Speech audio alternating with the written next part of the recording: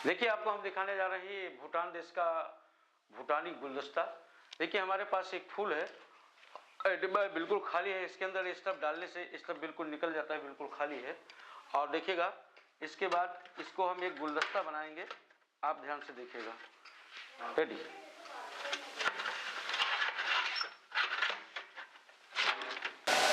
नमस्कार, मेरा नाम है अवधेश। आप देख रहे हैं द हिंदी रिपोर्ट। जादू, मैजिक का नाम सुनते ही हमारे अंदर एक अलग तरीके की जिज्ञासा उत्पन्न हो जाती है। हम जादू को कभी विज्ञान से जोड़ के देखते हैं, कभी तंत्र विज्ञान से जोड़ के देखते हैं और कभी इंद्रजाल से जोड़ के देखते हैं। क्योंकि काफ़ी भ्रांतियां हैं इसको लेकर के। हम लोग धीरे धीरे जादू देख करके ही बड़े हुए हैं और काफ़ी सारे ऐसे जादूगरों को हमने देखा है जिनके बारे में बहुत सारी चीज़ें हमने सुनी हैं। लेकिन इन्हीं भ्रांतियों को और इन्हीं जादू के विषय में जानने के लिए आज हम इस देश के बहुत ही महान जादूगर, जिनके बारे में आप लोगों ने कम सुना होगा, कम देखा होगा, और ऐसा माना जाता है कि ओपी शर्मा जो जादूगर थे वो आपके जूनियर हुआ करते थे। और सर के जादू को देखने के लिए वो लोग ग्रुप बना करके ज़मीन में बैठ करके हमारे सर का वीडियो उन्होंने देखा। उन लोगों ने जादू देखा है, शो देखा है, शोज देखा है। आज ओपी शर्मा पूरे भारत में बहुत ही प्रसिद्ध और महान जादूगर के रूप में जाने जाते हैं। विश्व में अलग अलग जगह पे उनके शोज होते हैं, कार्यक्रम होते हैं। लेकिन इन सब लोगों को सिखाने वाला जो व्यक्तित्व है, जिसके माध्यम से इन लोगों ने सीखा, देखा और जादू को जाना, आज वो मैजिक की दुनिया से, इस वर्ल्ड से और इस विज्ञान से काफ़ी दूर है।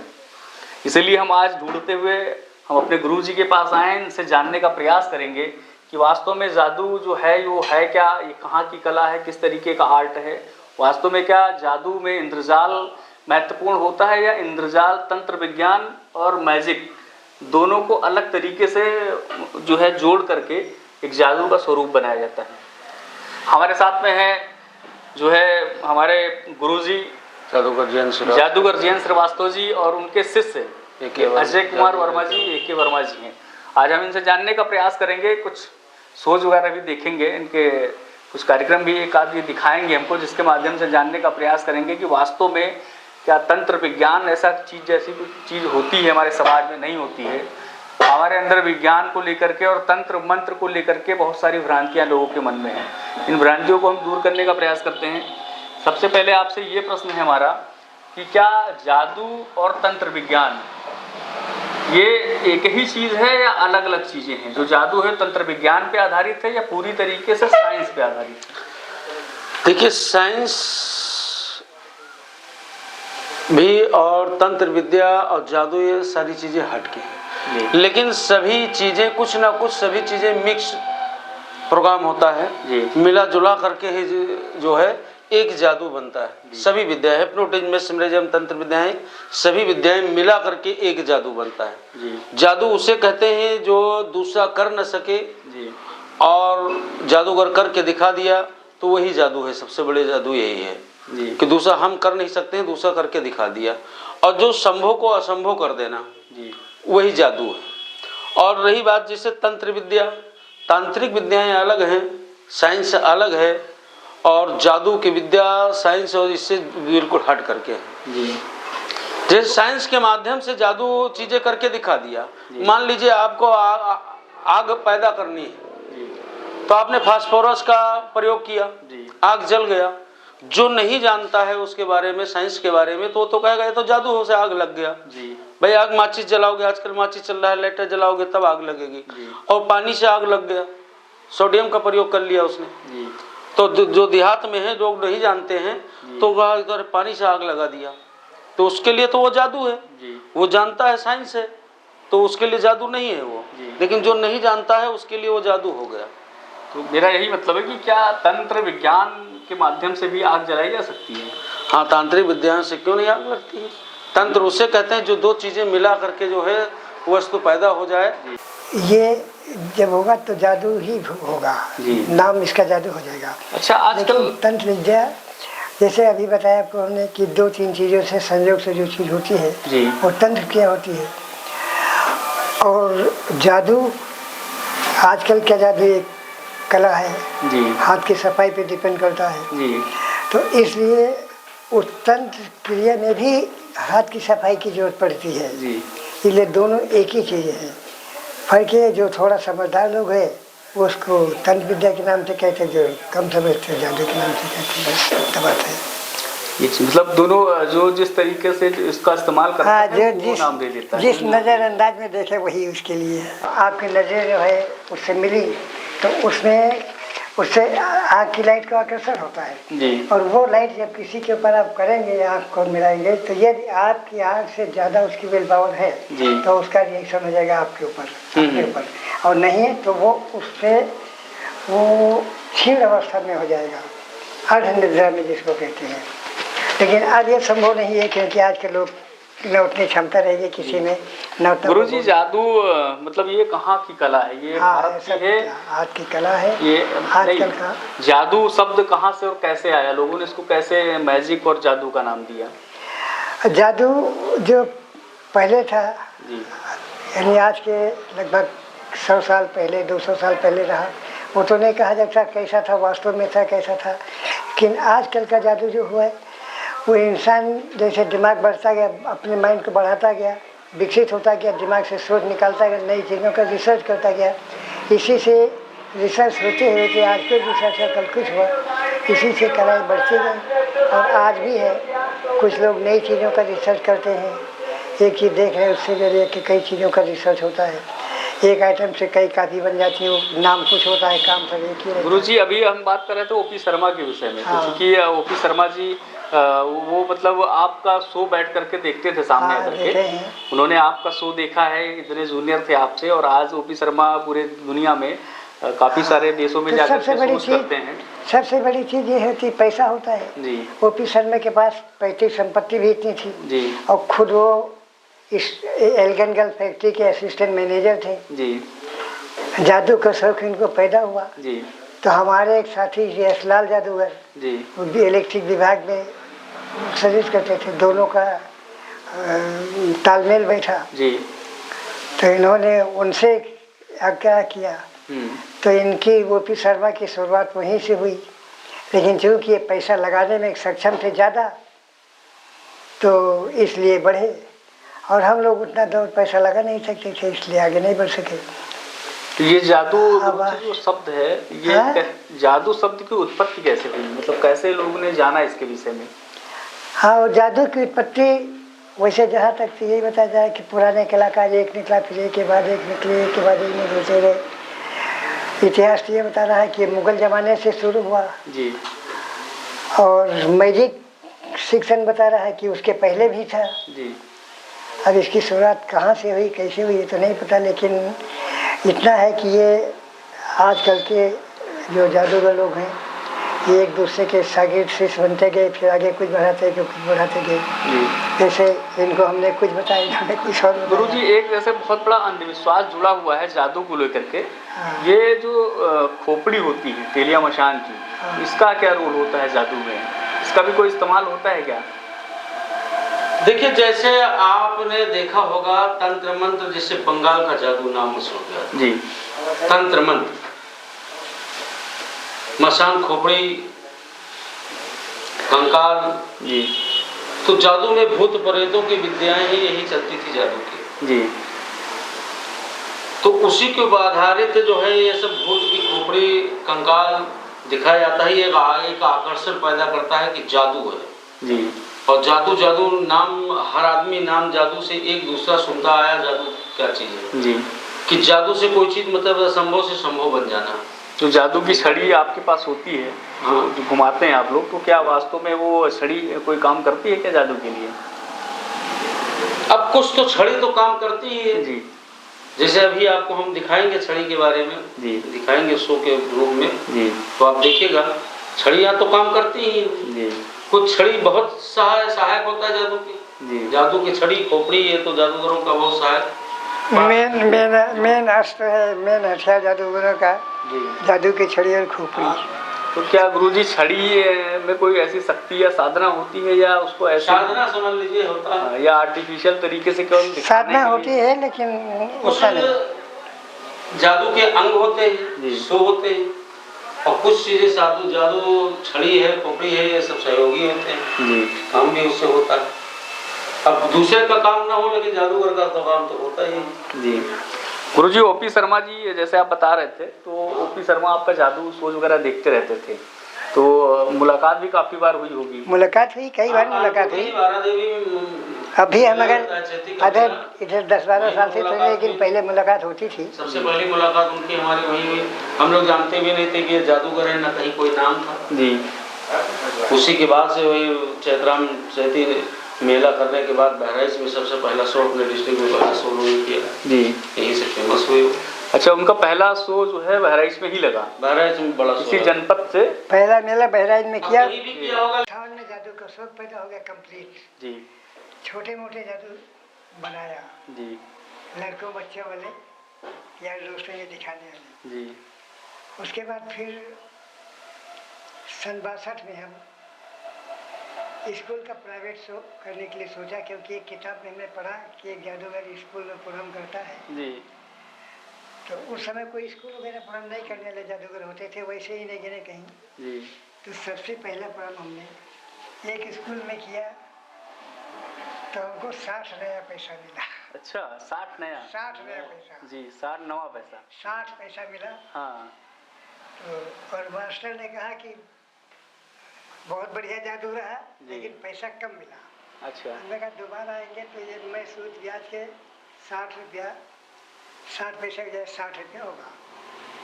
दोबारा घूमते चलते इधर प्रोग्राम करते रहे।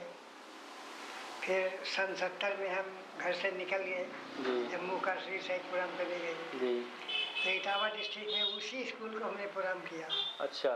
तब हमको 650 रुपया मिला। कब की बात है ये, किस सन की?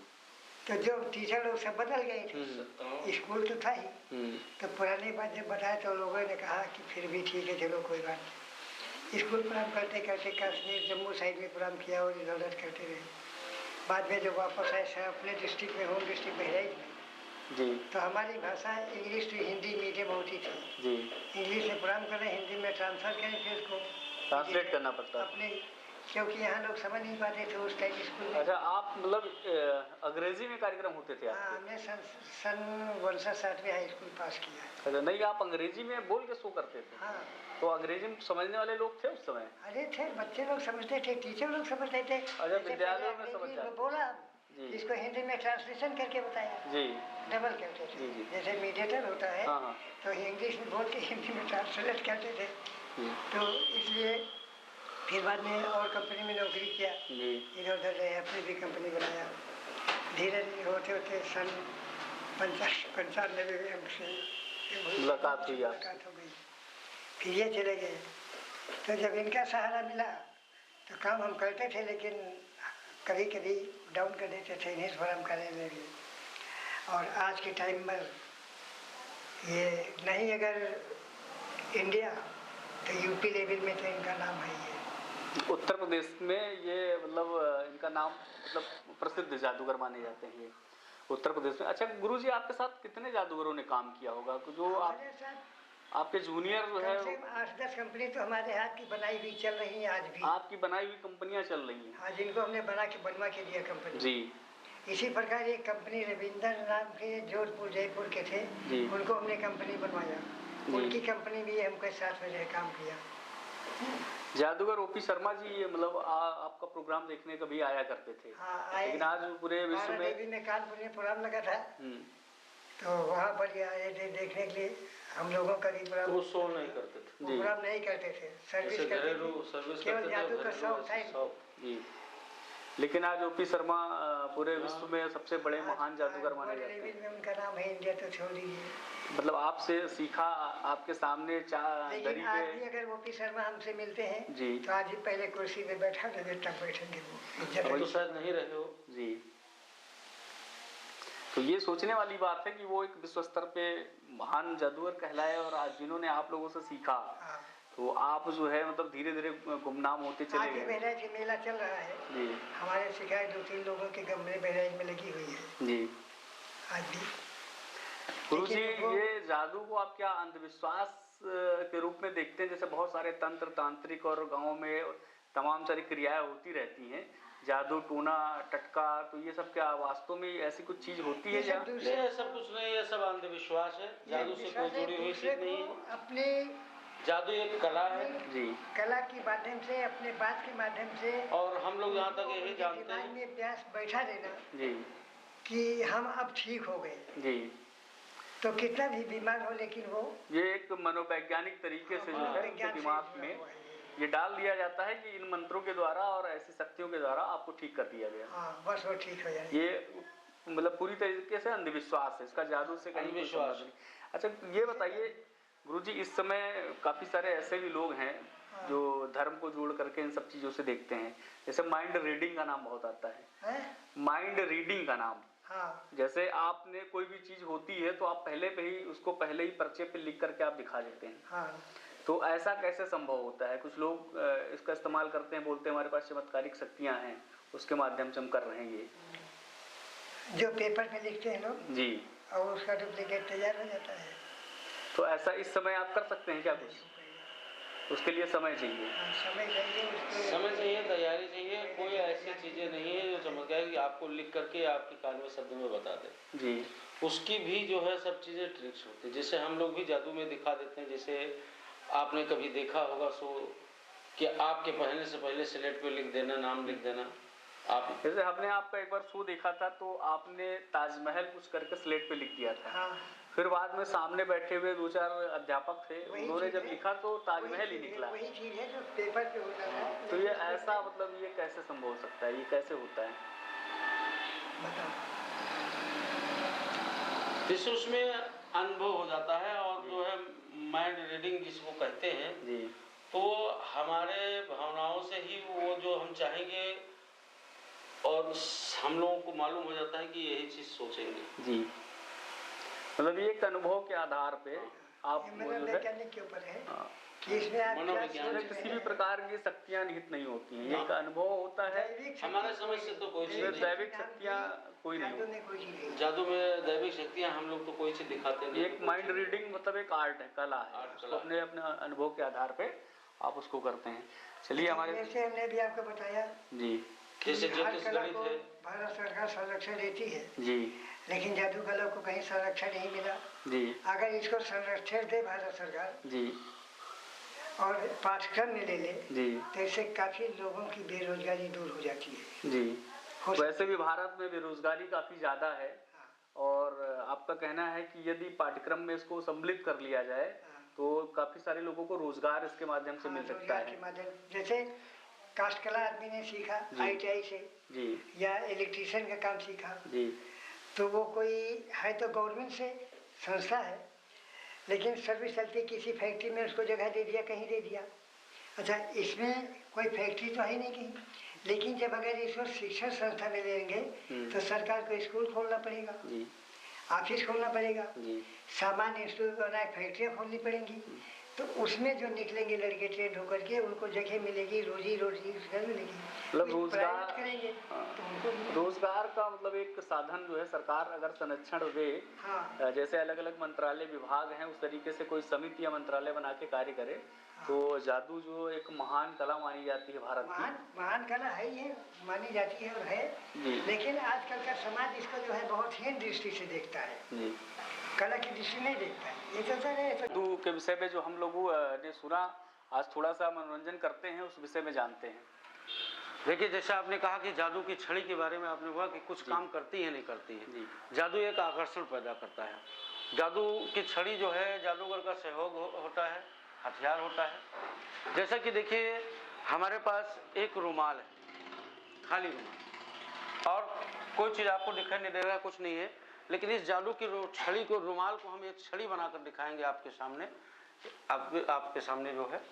तो जैसा कि छोटी सी रुमाल और एक इतनी बड़ी छड़ी बन गई, तो देखिए अगर इसको कहा जाए कि आदमी जो कहते हैं कि जो है जादू से बन गई, तो जादू उसी को कहते हैं कि जो संभव को असंभव हो जाना, कि छोटी सी रुमाल और इतनी बड़ी छड़ी बन जाना, तो एक जादू ही हो गया। जादू का मतलब यही होता है।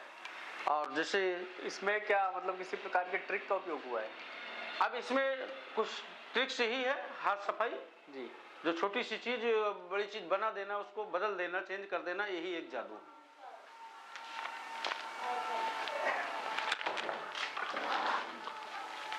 और जैसे दूसरा आइटम, जैसे हमारे पास एक खाली कटोरा है, इस खाली कटोरे को मान लीजिए एक कागज उठाओ चाहे जैसा कागज से कागज उठा दो कोई।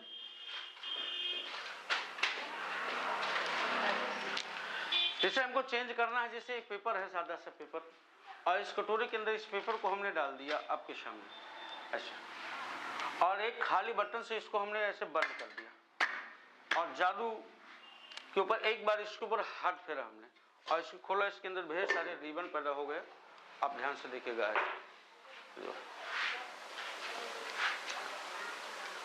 अब ये चल रहा है रिबन। आप इसमें समझते हो कि कोई विज्ञान का चमत्कार है, कोई मोटर लगा होगा, कोई मशीन लगी होगी, लेकिन कुछ नहीं है, हाथों के इशारे के ऊपर ये भाई मैजिक पावर यानी अपनी कला के माध्यम से ये चल रहा है। इसके अंदर कोई मोटर नहीं कि कोई मोटर या चरखी कोई फिट हो। इसको देख, इसके अंदर भी बिल्कुल खाली है।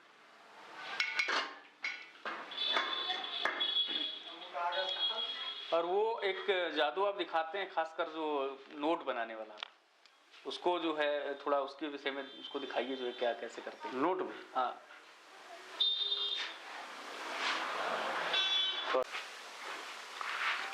देखिएगा, खाली हाथ। लोग कहते हैं जादूगर अपने अंगुली पंजे में सामान को छुपाए रहते हैं, लेकिन ऐसा नहीं है। इस पेपर को हम कागज से नोट बनाकर दिखाएंगे।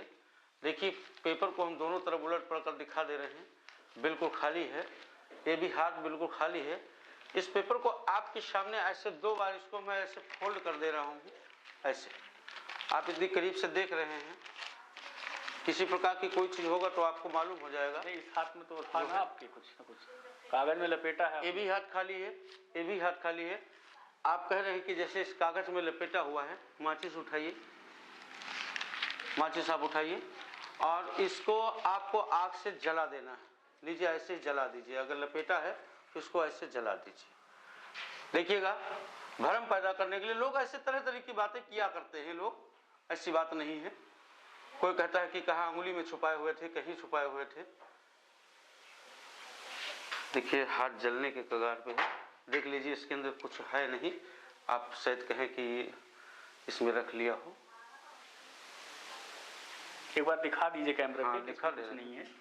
देखिए, इसके अंदर पेपर जल गया, राख है केवल, राख बचा, हाथ खाली है। इस राख को इस हाथ में ले लिए, अब ये जल रहा है ऐसे, और ध्यान से देखते रहिएगा कि हाथ भी खाली है, पंजे बिल्कुल खाली हैं, हाथ में से पेपर है, और इस पेपर को मैं ऐसे मसल रहा हूँ। पहले हाथ दोनों तो आपको दिखा चुके हैं। अगर जेब पॉकेट में हाथ लगाएंगे तो तुरंत बताइएगा, देखिएगा, देखिएगा, ये 100 का नोट बनकर तैयार हो गया, 100 रुपीज। ये देखिए, अभी कागज आपके सामने जला और ये 100 का नोट तैयार हो गया है। ये कैसे बनाया आपने? कोई जुगाड़ है क्या?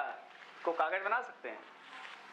कागज भी बन सकता है, लेकिन इस समय नहीं। इस शो में जब दोबारा जो उसका प्रक्रिया होगा कि हम कागज से नोट और नोट से फिर कागज बनाकर दिखाएं। ये नोट चलेगा बाजार में? बिल्कुल चलेगा, ओरिजिनल नोट है, क्योंकि ये हमारी कला है। कला के माध्यम से इसको बनाकर दिखाएं, ना कि कोई मशीन नहीं। इसको बनाने के लिए क्या कोई तंत्र मंत्र किया आपने? तंत्र मंत्र नहीं है, अपनोटी जी, हाथ की सफाई है, कला है, सफाई से पैदा कर देना। पॉकेट की चीज बाहर को ले आना, इतनी सफाई के साथ, जो कोई देख ना पाए। देखिएगा, ये 100 का नोट बनकर तैयार हो गया, 100 रुपीज। ये देखिए, अभी कागज आपके सामने जला और ये 100 का नोट तैयार हो गया है। ये कैसे बनाया आपने? कोई जुगाड़ है क्या? इसको कागज बना सकते हैं? कागज भी बन सकता है, लेकिन इस समय नहीं। इस शो में जब दोबारा जो उसका प्रक्रिया होगा कि हम कागज से नोट और नोट से फिर कागज बनाकर दिखाएं। ये नोट चलेगा बाजार में? बिल्कुल चलेगा, ओरिजिनल नोट है, क्योंकि ये हमारी कला है। कला के माध्यम से इसको बनाकर दिखाएं, ना कि कोई मशीन नहीं है। इसको बनाने के लिए क्या कोई तंत्र मंत्र किया आपने? तंत्र मंत्र नहीं है, अपनोटी जी, हाथ की सफाई है, कला है, सफाई से पैदा कर देना। पॉकेट की चीज बाहर को ले आना, इतनी सफाई के साथ, जो कोई देख ना पाए।